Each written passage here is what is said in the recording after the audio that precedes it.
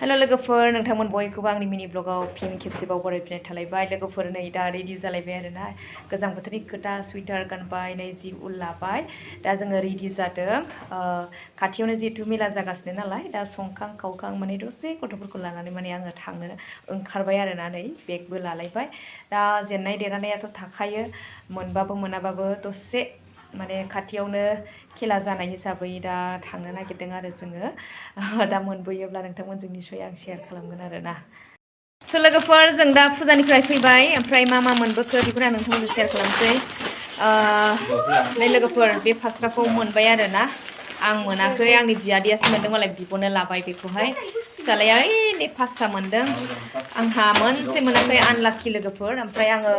थाव दंबावो बेखौ नोंथांमोना खोन्थागासिनो दङ लोगोफोर नायदो थावखौ 5 लिटार मोनदों आरोना थ' बेखिनि